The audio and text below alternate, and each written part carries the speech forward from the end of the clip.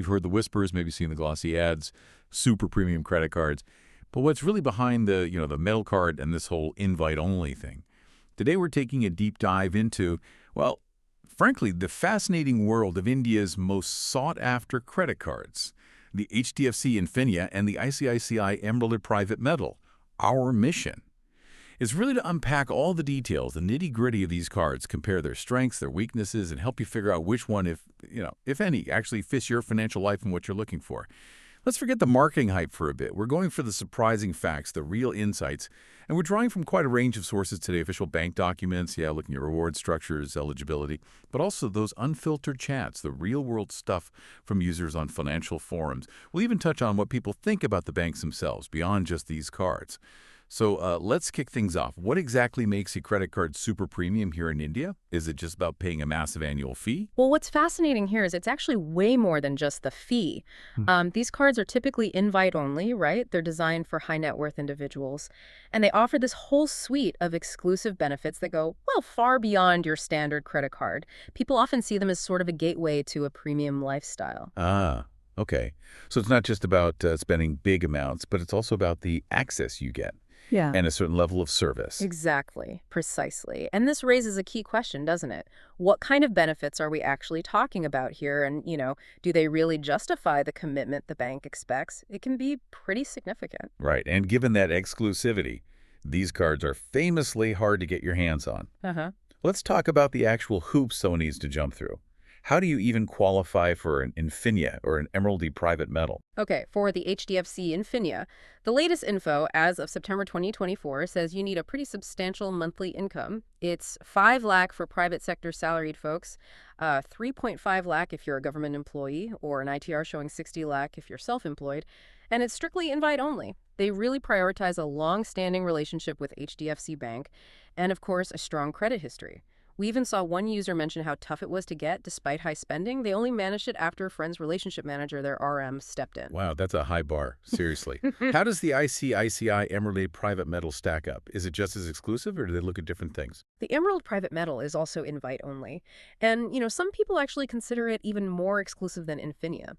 Eligibility, well, reports from users vary quite a bit. Some RMs talk about a total relationship value, a TRV of anywhere from 50 lakh to 1 crore, or maybe a net monthly income of 7 lakh. But then you also hear from users who got it with a take-home salary around, say, 2.4 lakh to 2.8 lakh.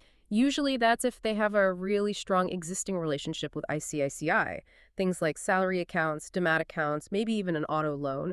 There's also talk about CEOs or CXOs getting it if their net salary credit is over 3 lakh. Or, simply if the bank feels they can generate significant revenue from that customer. It's just maybe a less rigid approach, more relationship dependent, perhaps. Interesting. It sounds like for both cards, having that deep personal connection with the bank, or at least a really significant financial footprint, is crucial. Maybe even more crucial than just the salary figure sometimes. Yeah, I think if you connect this to the bigger picture, it really shows how these banks are looking for holistic relationships, not just card spends. They want to be your main financial partner. Okay, so we figured out how hard it is to get in the door. But once you're in this premium club, what's the actual payoff? For a lot of people, it just boils down to the points, right? How do they compare on base rewards? Right. So the HDFC Infinia gives you a base earning of 5 reward points RPs for every €50 you spend. That's across most retail stuff, including insurance, utilities, education. And when you redeem that optimally, say for travel, it works out to a pretty solid 3.33% value back. For the ICICI Emeralde Private Metal, the base earn is generally 6 ICICI RPs for every 200 spent on retail, grocery, education, utilities, insurance. That comes to a 3% value back. Although it's worth mentioning, some older sources said 4 OPs per year 100, so, always best to check the latest terms from the bank.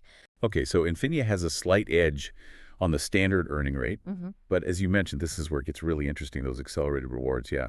SmartBuy versus iShop. Let's break that down. Absolutely. HDFC's SmartBuy platform is where, the magic can happen. It offers up to 10x rewards. That means an effective return of around 16.5% on flights and gift vouchers. And an even more impressive 33.3% on hotel stays. That's huge. But here's the catch. There's a cap. You can earn a maximum of 15,000 accelerated reward points per calendar month. So you'd max that out with about 25,000 spent on 10x partners in a day, roughly, or maybe 56,000 on 5x partners over the month. You need to be strategic. Right, strategic spending. And how does ICICI's iShop platform fight back in that accelerated game? Well, ICICI iShop really aims to compete hard, and honestly, it often pulls ahead for the really big spenders. It offers 6x rewards on flights and vouchers, which is about an 18% effective return, and then a massive 12x rewards on hotel bookings, potentially around a 36% return. And even better for some, its bonus points cap is higher. It's 18,000 reward points per calendar month. That gives it a clear advantage if you're making really large purchases in those categories often. Okay, so iShop takes the lead on the bonus caps. Now, once you've got all these points piled up, what about using them? How do redemptions work? Is it always the same value? That's a really critical question. Both cards are excellent when it comes to travel redemptions. That's usually the sweet spot. Infinia lets you redeem 1.1 for flights and hotels via SmartBuy, and also for some premium brands like Apple products, Tanoosh vouchers. The Emeralde Private Metal also offers 1.1 for flights and hotels, and arguably a broader range of luxury brands, Apple, Tanoosh Q, yes, but also Tumi, Coach, Jimmy Choo. But, and this is key, for other stuff, or statement credit, the value drops a lot for both cards. So you really want to aim for those travel or high-value brand redemptions. Good point. What about things you just don't earn points on? Or were there specific limits? Any traps to watch out for? Oh yeah, definitely exclusions for both. For Infinia, you get 0 reward points on fuel. And there are caps on utility and telecom payments, just 2,000 RPs per month for each. Education payments, if you make them through third-party apps, those won't earn points either, but direct payments to the institution itself, those should be fine. For Emeralde Private Metal, things like taxes, rent, fuel, or loading wallets are completely excluded, no points there. Plus, specific monthly caps. Grocery, education, utilities are capped at 1,000 RPs per month per category. Insurance is higher at 5,000 RPs per month. So yeah, knowing these limits is pretty crucial. Right, it's clear these cards are aiming for more than just points. They're selling a whole lifestyle. What kind of premium perks, real experiences can people actually expect? Yeah, both cards really deliver on travel and lifestyle benefits. That's a big part of the appeal. They both give you unlimited complimentary lounge access, domestic and international. That includes add-on cardholders too, usually via Priority Pass. Now, some users say domestic lounges can get crowded sometimes, which is fair, but the international lounge access, that's widely seen as a huge money saver and just makes travel feel, well, more relaxed. Okay, that makes sense. How about hotels and dining? What's there for the foodie or the frequent traveler staying in hotels? HDFC Infinia has some nice perks at ITC hotels. Things like book 3 nights, pay for 2, or buy one, get one free on buffets. Pretty good deals. It also throws in a complimentary Club Marriott membership for the first year. That gets you discounts on dining and stays across Asia Pacific. Plus, there's that flat 10% extra discount on dining bills through the HDFC Bank X Swiggy Dine Out program. Nice. And what about ICICI on the hotel and dining front? The Emeralde Private Metal comes with complimentary Taj Epicure and Easy Diner Prime memberships right when you get the card, as welcome benefits. Those can actually include free night stays and some pretty significant dining discounts. It also has that buy one, get one movie ticket offer up to €750 off the second ticket twice a month through Book My Show. A neat little extra for entertainment. Okay. And for people who like golf, or maybe need to deal with foreign currency often, what's offered there? Both cards give you unlimited complimentary golf games and lessons at select courses. That's fantastic value if you're a golfer, really fantastic. For foreign exchange, Infinia charges a low 2% markup fee. For ICICI Emeralde Private Metal, our sources were a bit mixed here. Some say 2%, others 1.5%. Some even mention 3.5%. So that's definitely something you'd want to verify directly with ICICI. But either way, these rates are generally much better than the standard 3.5% you see elsewhere. And both cards come with pretty substantial insurance cover, things like air accident death cover, 3 core for both, and overseas hospitalization cover. Adds peace of mind for travelers. And that concierge service, is it actually useful? Yes, both offer 147 global concierge services, supposedly for everything from, travel planning and making reservations to sorting out private dining or event assistance, designed to make life easier for busy people. Okay, so we've looked at all the shiny benefits, the perks, but, even in this world of high-end cards, it's not always smooth sailing. What about the downsides?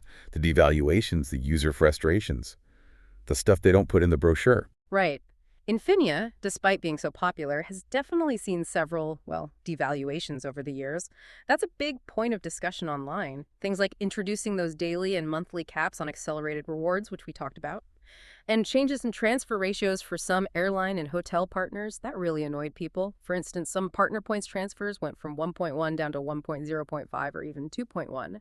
Though, to be fair, it looks like some key partners like Turkish, Avianca, Accor were later confirmed back at 1.1 after initial changes.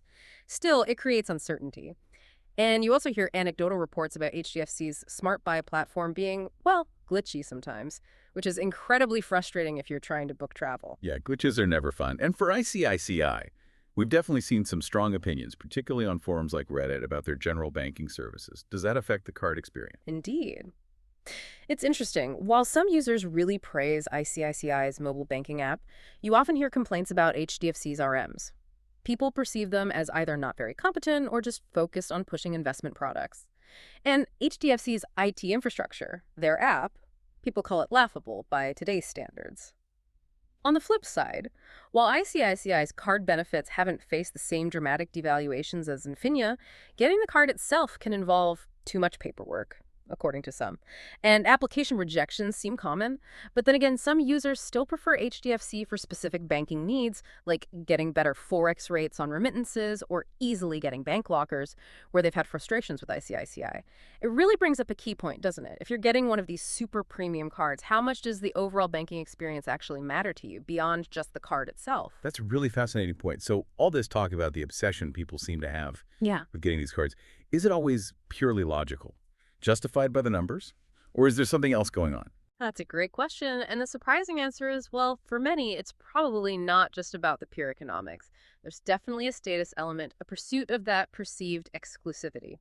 Now, for the really high spenders, people consistently putting 10 lakh or more through the card annually, yes, the net benefits can be very real, very substantial.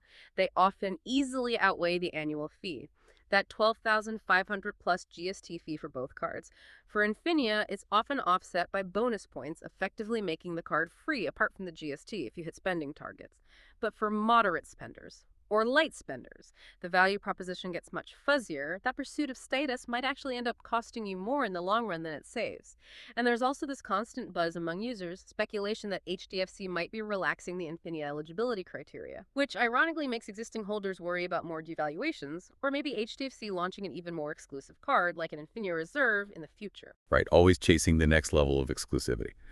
Okay, so after this pretty deep dive into all the nuances, how do we help someone listening decide which of these powerhouses, if either, is actually the right choice for them? Well, look, if you are a genuinely high spender, consistently putting 8, 10 lakh or more through your card each year, A&D, you heavily use travel benefits, dining perks, luxury redemptions, then yes, either of these cards can offer immense real value. So thinking about, say, the frequent international traveler, or maybe an NRI who comes back to India regularly, these benefits would really stack up for them. Absolutely. That unlimited global lounge access, the lower forex fees, those are major advantages in that scenario. If you want the card that's kind of seen as the benchmark, the gold standard, and you value its broad range of transfer partners, the consistent 1.1 redemptions on SmartBuy for travel, Apple 10HQ, then Infinia might be your goal. But you have to be ready for that tough eligibility hurdle and, yeah, the possibility of future devaluations. That's part of the package now, it seems. Okay. And what about the ICICI Emeralde Private Metal? Who's the ideal candidate for that card? If you already fit well within ICICI Bank's relationship structure, maybe you have a high salary credited there, and you value those slightly higher accelerated reward caps on iShop, plus the travel cancellation cover, which is a nice addition, and its specific set of luxury brand redemptions beyond just travel, then the Emeralde Private Metal could be incredibly rewarding for you. It also feels like it's being positioned for more long-term exclusivity, perhaps with fewer drastic changes. Ultimately, though, the choice really boils down to your specific spending habits, where your main banking relationship lies, and frankly, which bank's overall ecosystem you find less frustrating and easier to use day to day. So we've really journeyed through the complex world of HDFC Infinia and ICICI Emeralde Private Metal today. We looked at how you get them, the powerful rewards, the luxury perks. We've seen that the value isn't just points, it's about the access they unlock.